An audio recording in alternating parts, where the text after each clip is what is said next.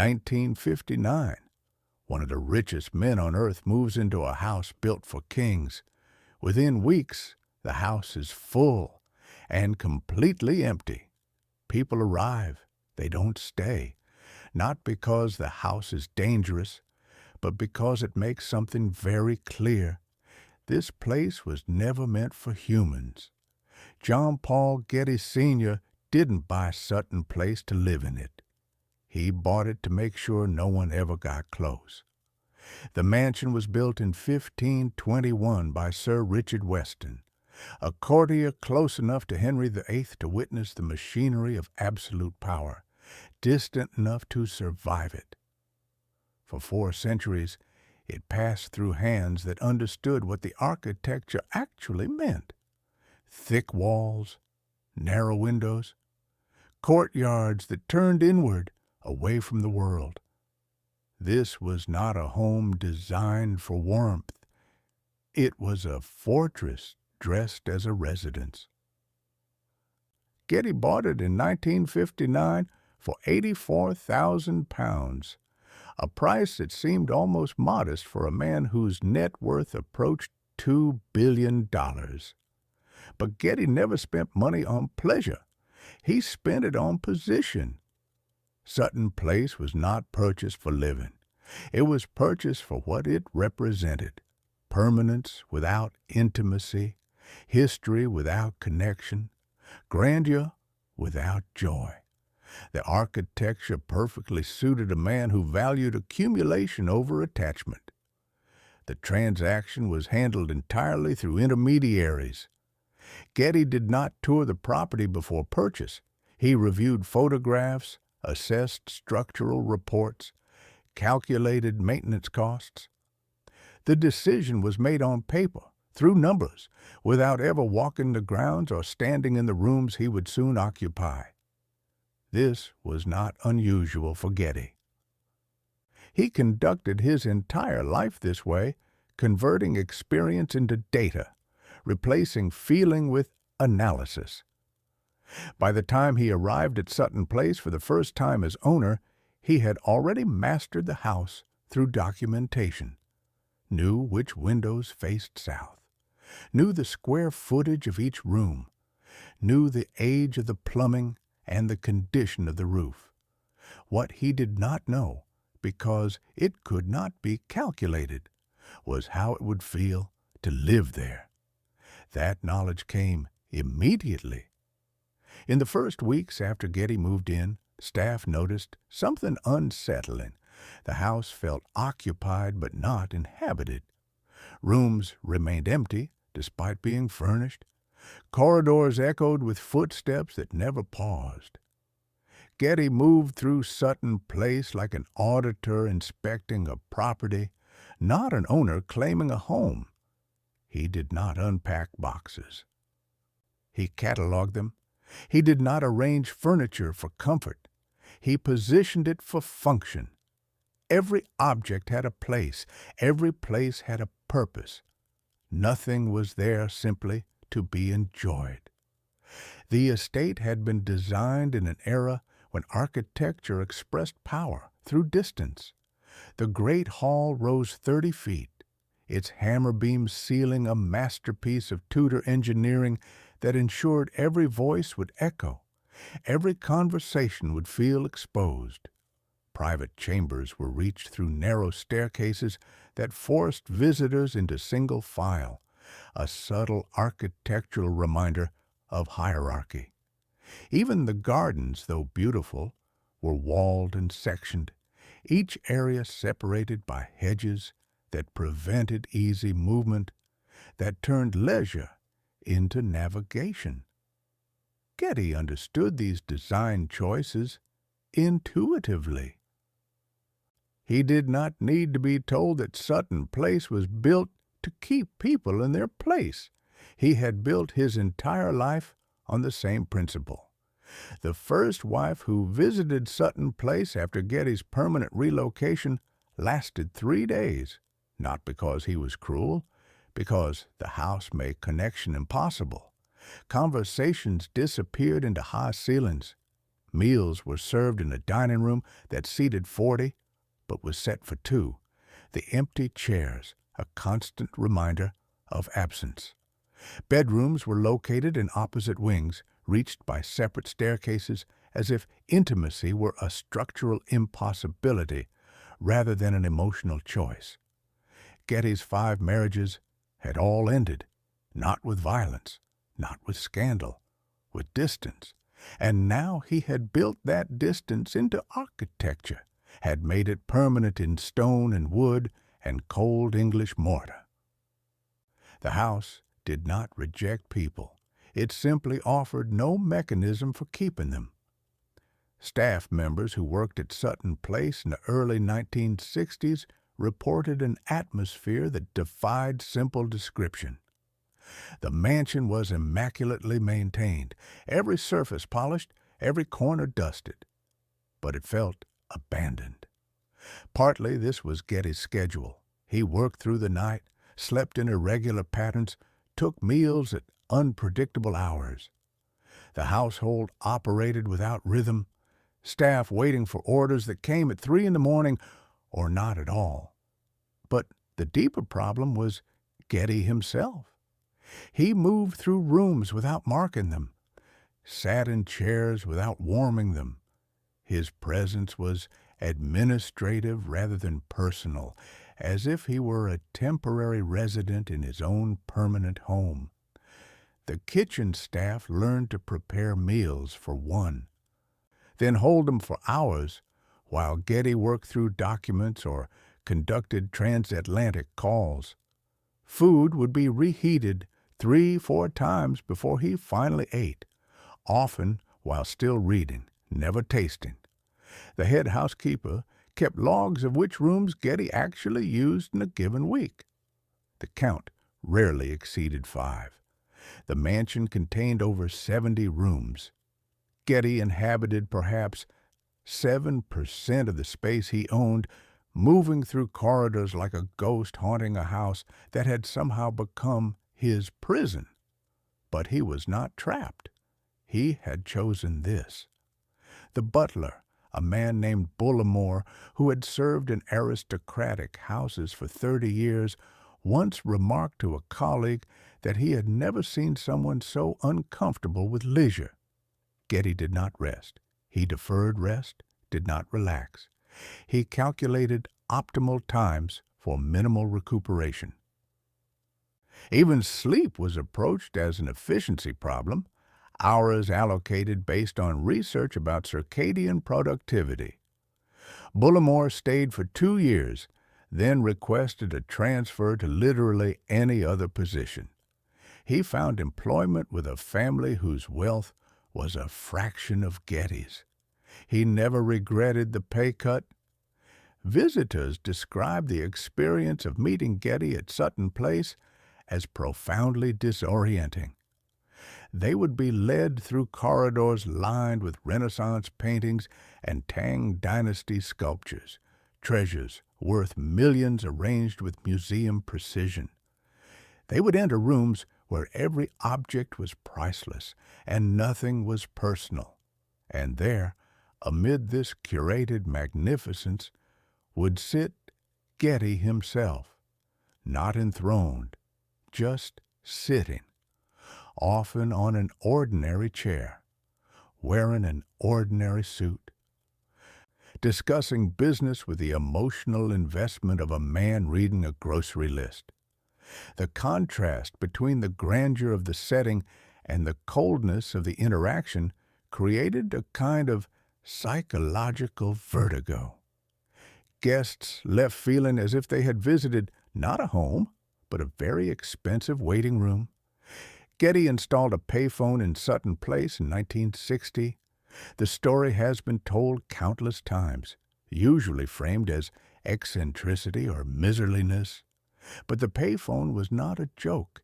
It was a mechanism of control. Getty did not want to prevent people from making calls. He wanted them to be conscious with every call that they were spending his resources, wanted them to carry coins, to count the cost, to remember constantly that even their voice belonged to someone else. The payphone was located in the main corridor. Visible from multiple rooms, guests had to use it in public view, had to perform the small humiliation of feeding coins while Getty or his staff walked past. This was not about saving money. Getty spent more on a single painting than a decade of phone calls would cost. This was about ensuring that no one ever felt entirely comfortable, that no one forgot whose house this was. The phone itself was standard British Telecom red, industrial and impersonal. It was installed by professionals who assumed they were placing it in a servants' area or maintenance corridor. When they realized it was meant for the main house, meant for guests, they asked for confirmation multiple times. Getty confirmed. The phone stayed. Visitors who needed to make calls would approach it with visible reluctance, fishing for coins, aware that the act of using it marked them as someone who needed something, who was dependent on someone else's resources. The psychological impact was precise and intentional. Getty rarely commented on the phone, but staff noticed he would sometimes position himself where he could observe it, watching as guests made their calls, tracking duration, perhaps calculating cost. Not because he cared about the actual money, but because measurement itself was pleasure, quantifying, controlling, knowing. One dinner guest, a business associate from Texas, used the payphone to call his wife. The call lasted 3 minutes. When he returned to the drawing room, Getty asked how she was. The man answered. Getty nodded, then said, 3 minutes. Expensive call. The Texan left the next morning, never returned, never did business with Getty again. He could afford to lose the connection. From that moment on, everyone understood. Even speaking here had a price. Family visits became exercises in endurance. Getty's sons arrived dutifully, stayed briefly, departed with relief. Not because their father was hostile, but because Sutton Place made family feeling impossible. Where do you have a casual conversation in rooms designed for state occasions? How do you share a private moment when every space echoes? The architecture of the house enforced the emotional architecture of Getty's life. Distance was not just preferred, it was structural. Getty believed emotions were liabilities. Then life tested that belief. Getty's relationship with his children was mediated entirely through systems. He did not visit them, he scheduled them, did not call spontaneously, he allocated time. His youngest son, Timothy, suffered from a brain tumor throughout his childhood, a condition that required constant medical attention and emotional support. Getty paid for the medical care with meticulous attention to detail, but he did not visit the hospital. He reviewed the bills. Timothy died in 1958, 1 year before Getty purchased Sutton Place. The correlation is not subtle. A man loses the son he never properly knew, then buys the largest house in England. Not to fill it, to inhabit its emptiness. Sutton Place became Getty's response to loss, not by creating connection to replace what was gone, but by building a structure that made connection impossible, that turned grief into architecture. The purchase was completed within 6 months of Timothy's death. Getty toured the property once, briefly, made an offer. Negotiated terms, moved in. The house became a physical barrier against the emotional work he refused to do, a structure that justified his isolation by making it architectural rather than psychological. If the house is too large for intimacy, then intimacy becomes the house's fault, not the occupant's failure. Getty's other sons learned this lesson early. They visited Sutton Place dutifully in those first years, arrived when summoned, stayed the prescribed duration. But they never unpacked fully, never settled into rooms. They inhabited Sutton Place the way one inhabits a hotel, temporary and careful, leaving no trace. George Getty II, the eldest, came most frequently in the early 1960s. He brought his children, Getty's grandchildren, hoping perhaps that youth might warm spaces that adulthood had frozen. The children ran through corridors, their voices echoing off stone. Getty watched them with what might have been interest, or might have been the way one watches a phenomenon without connection to it. He did not play with them. He observed them. When they broke a vase, an accident of childhood enthusiasm, Getty calculated its value aloud. 19th century porcelain, 2,000 pounds. The children stopped running. Getty had not raised his voice, had not punished them directly, but he had converted their joy into debt, their play into damage. They learned what everyone at Sutton Place learned.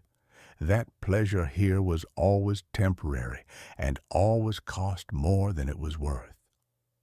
George stopped bringing his children after that visit. Getty never asked why. The relationship continued through letters and quarterly financial reviews. Father and son, connected through inheritance law and nothing else. The house's great hall contained a fireplace large enough to roast an ox, a remnant from an era when hospitality meant feeding hundreds. Getty never lit it. The vast hearth remained cold, its enormous scale a reminder of warmth that would never be generated, of gatherings that would never occur. In winter, the hall became nearly unbearable, its high ceiling and stone floors creating a climate more suited to preservation than habitation. Getty wore sweaters, added layers. He did not heat the room. Getty ran his oil empire from Sutton Place, not from an office, from a desk in a room barely warmer than the exterior. The telephone was his primary tool. He conducted negotiations across time zones, speaking to Houston, Los Angeles, the Middle East. Staff could hear his voice through walls, flat and measured, discussing millions with the emotional investment most people bring to ordering groceries. He tracked oil prices by hand on charts he maintained himself. Every morning, updates arrived via telegram. Getty would plot the data points with a ruler, ensuring perfect accuracy. The charts covered his walls. They were the only decoration in his private study. No family photographs, no personal mementos, just price movements rendered in graphite and ink. Business associates who visited for negotiations found themselves confused by the setting. They expected the trappings of power, the mahogany conference tables, the wall of executives. Instead, Getty met them alone, in rooms barely heated, offering tea that had gone lukewarm. He negotiated billion-dollar deals while sitting in what felt like a medieval monastery. The cognitive dissonance was deliberate. Getty understood that discomfort was leverage. People who were cold wanted the meeting to end. They made concessions to escape. He wore the sweater. They froze, and deals closed on his terms. His art collection grew systematically throughout the 1960s, each acquisition cataloged and insured and placed according to a master plan that only Getty understood. The estate became a repository rather than a gallery, objects stored more than displayed. Paintings lined corridors where few walked. Sculptures occupied corners where no one paused. The collection was world-class in quality and utterly disconnected from human experience in its presentation. Getty did not acquire art to be moved by it. He acquired it to possess it, to have it cataloged under his name, to build wealth that would outlast his physical presence. The objects were investments that happened to be beautiful, assets that happened to have cultural value. But they were never in any meaningful sense enjoyed.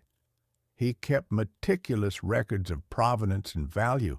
Each piece was photographed from multiple angles, its condition assessed quarterly, its insurance updated annually. Getty could recite the purchase price and current market value of any object in the collection from memory, but he could not tell you which painting moved him, because none of them did. They were not there to create feeling. They were there to represent value. A Titian hung in the library, 16th century work, commissioned by a Venetian duke. Getty walked past it daily for 15 years. Never stopped to look at it, not in any sustained way. He knew its value to 3 decimal places, but he had never actually seen it, not in the way art demands to be seen. The collection was worth hundreds of millions. It could not create warmth. Staff learned quickly that Getty's presence was most tolerable when he was absent. He traveled frequently, often spending months away from Sutton Place while maintaining minute control over every household detail through letters and transatlantic calls. In his absence, the house almost became livable. Staff could move naturally through spaces without the constant awareness of being observed, evaluated, cataloged. They could speak without measuring each word. But his return always restored the original atmosphere. Getty did not announce his arrivals, he simply appeared. And with his appearance came the return of scrutiny, of systems, of the emotional cold that made the English winter feel warm by comparison. By the mid-1960s, Sutton Place had developed a reputation among Getty's business associates and the few who still qualified as friends. It was the house no one wanted to visit. Invitations were accepted out of professional necessity, then regretted. The mansion had become a physical manifestation of Getty's psychology, a place where every architectural choice reinforced emotional isolation, where beauty and wealth somehow combined to create profound discomfort. In 1973, Getty's grandson, Jean Paul Getty Sr, was kidnapped in Rome. The kidnappers demanded $17 million. Getty refused to pay. He negotiated, delayed, waited while the world watched and while his grandson remained captive. When the kidnappers mailed the young man's severed ear to a newspaper, Getty agreed to pay. Not $17 million, $2.8 million. The ransom wasn't negotiated by fear, it was negotiated by tax law. $2.8 million was exactly the IRS gift tax limit. Getty could take the full deduction. He structured it as a loan to his son, with interest, 4%. After the kidnapping, family visits to Sutton Place effectively ceased. Getty's children had learned definitively what their father valued. They maintained contact. They fulfilled obligations. But they stopped pretending that Sutton Place was a family home or that Getty was anything other than a man who had systemized every human connection out of existence. The house became even quieter, even more empty, and Getty seemed not to notice. The years between 1973 and his death in 1976 saw Getty retreat further into routine. His day followed a pattern that never varied. Wake at 5. Tea, black, no sugar. 2 hours reviewing overnight cables and financial reports. Breakfast at 8, alone. Then work. The work never stopped. His body began failing in ways that could not be controlled through systems or willpower. The same year as the kidnapping, Getty developed prostate cancer. He approached the diagnosis as he approached everything. Researched treatment options, calculated survival probabilities, chose the intervention with the best statistical outcome. He did not, however, slow down, did not rest, did not allow the illness to alter his routine. Staff watched him deteriorate with a mixture of concern and something close to awe.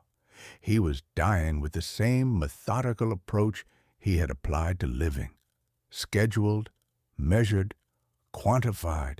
His appearance changed. The already thin frame became gaunt. His movement slowed, but the routine remained absolute. 5 in the morning. Tea, reports, work. The house, already cold, began to feel like a tomb. Getty moved through it like a ghost preparing for full transition.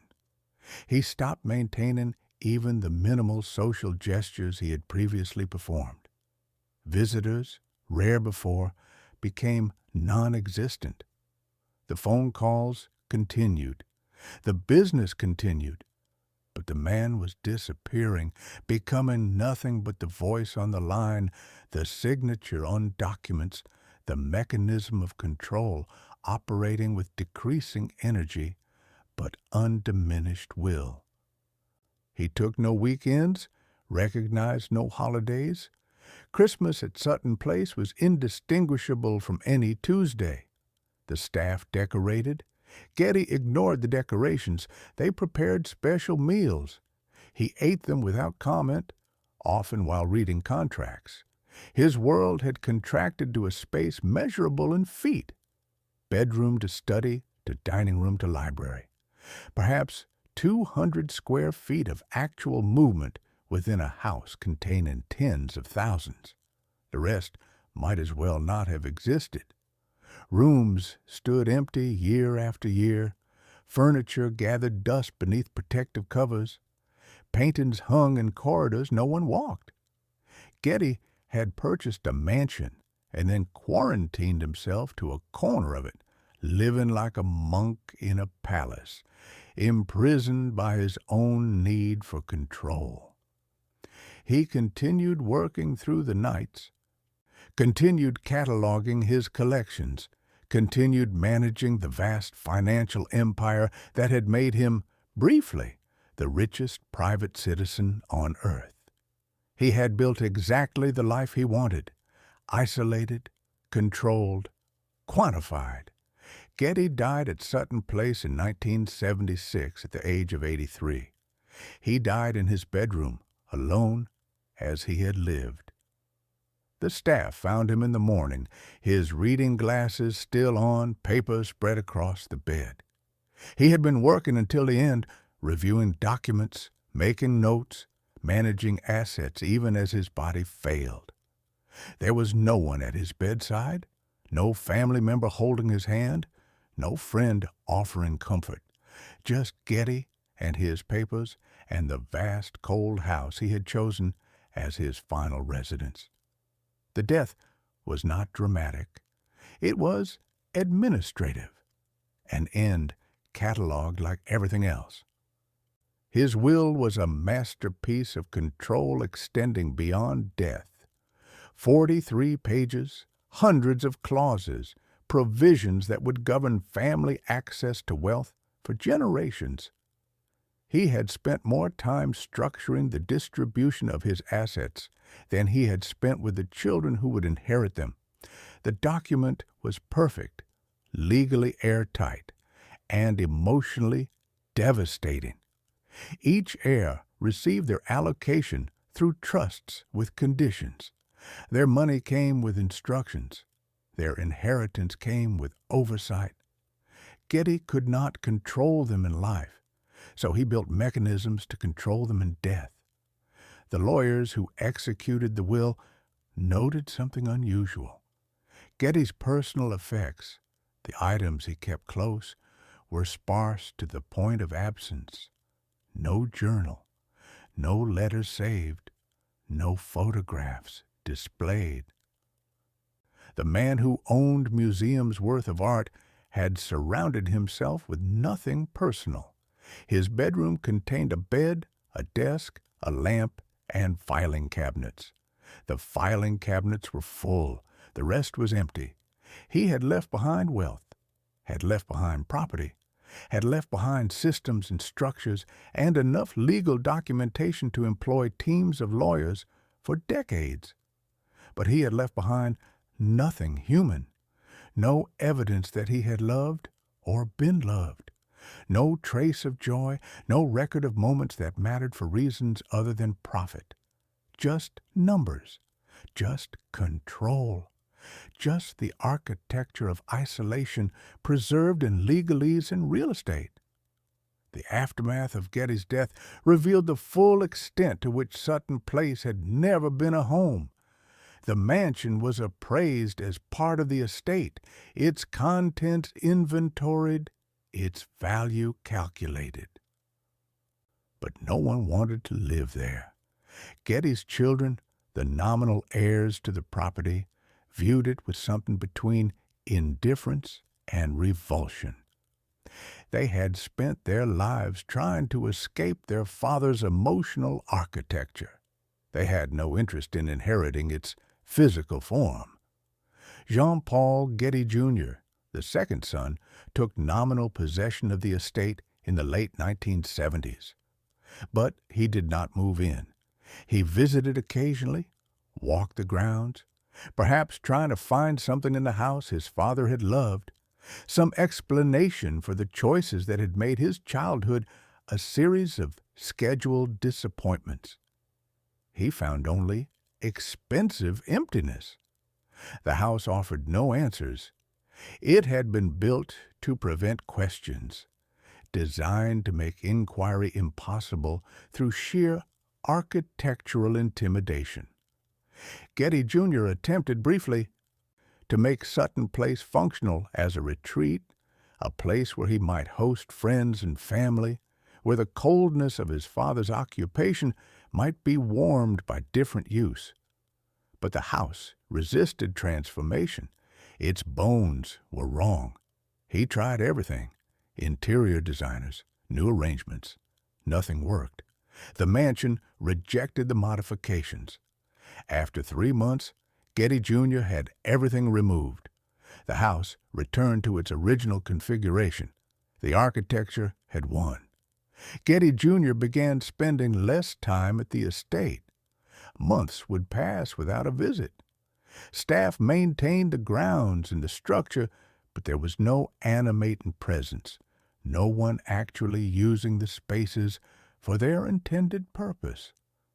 Sutton Place had become a museum of a life that no one wanted to remember, a monument to wealth that had purchased everything except meaning. The collections remained, paintings and sculptures and antiquities worth hundreds of millions of dollars arranged throughout the house according to Getty Sr.'s precise system. But without his presence, they became simply objects again, beautiful, valuable, utterly disconnected from any human purpose. Visitors who toured Sutton Place in the years after Getty's death reported an atmosphere of profound melancholy. The house was perfectly preserved, every room maintained exactly as Getty had left it. But preservation had revealed the fundamental emptiness.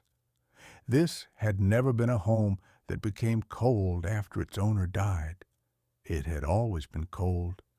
Death had simply made visible what was always true. By the mid-1980s, Maintaining Sutton Place had become an expensive burden with no clear purpose.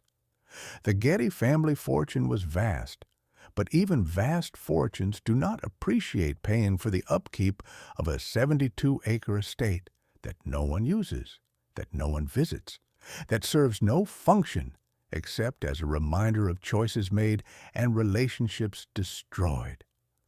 The house became a problem to be solved rather than an inheritance to be treasured. Getty Jr. began exploring options. The mansion was too historically significant to demolish, too expensive to maintain as a private residence, too large and too strange to sell on the open market.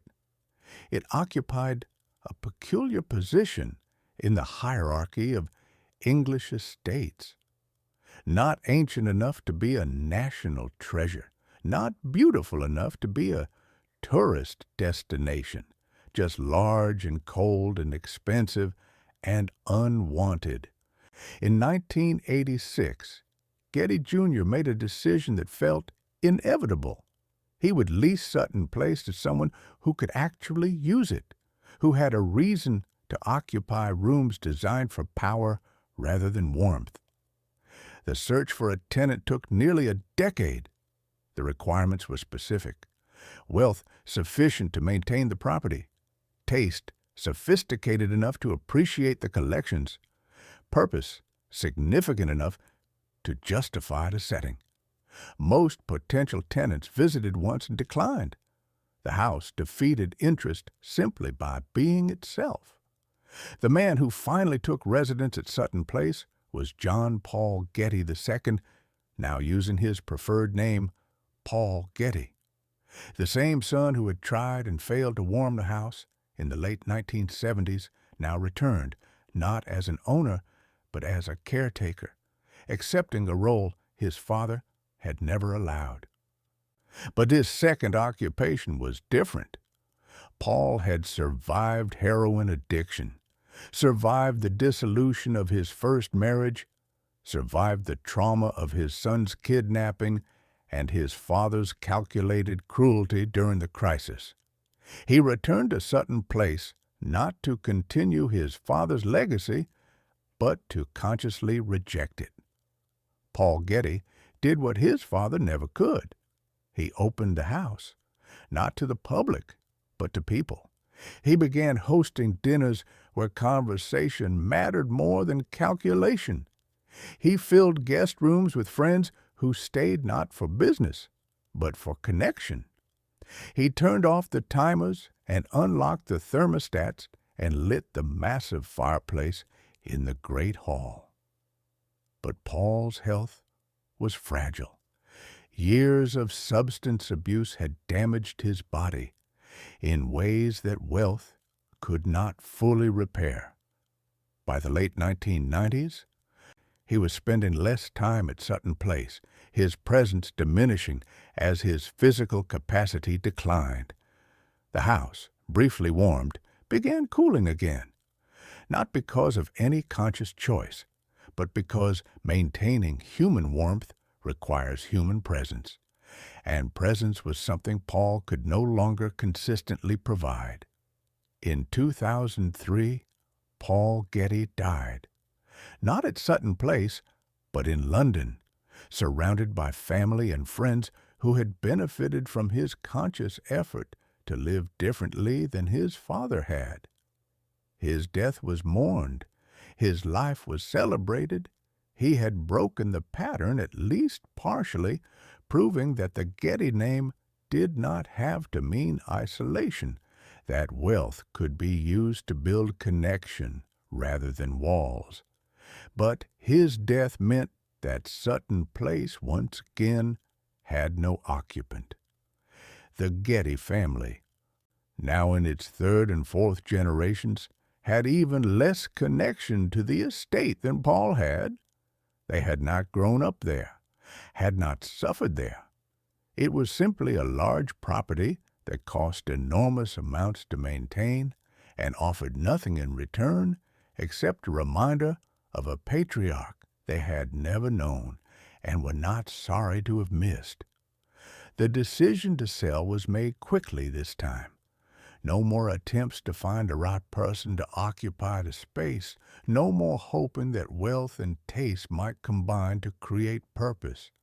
Sutton Place would be sold to whoever would pay for it, and the Getty family would move on, finally severing the connection between their name and this cold, beautiful, impossible house.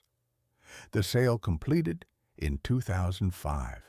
The buyer was a private trust, the details kept confidential, the purpose unclear. Staff were retained, maintenance continued, but the house returned to its original state, empty of personality, occupied but not inhabited. The brief period of actual living that Paul had brought erased by a return to the museum quality that Getty Sr. had always preferred. Today, Sutton Place stands much as it stood in 1959. Walls intact, gardens maintained, collections preserved. It has survived its owners, outlasted their purposes, remained physically unchanged, while the people who tried to live there succeeded or failed and eventually departed. The house has won every contest of will. Getty didn't die alone because he was unlucky. He died alone because he designed his life that way. Sutton Place didn't trap him. It protected him from everyone else.